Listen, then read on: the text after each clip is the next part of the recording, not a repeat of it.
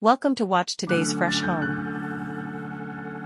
Breathing new life into a 1920s apartment in Kirribilli, David Gan's first personal project is a sensitive and innovative response to the home's stunning site.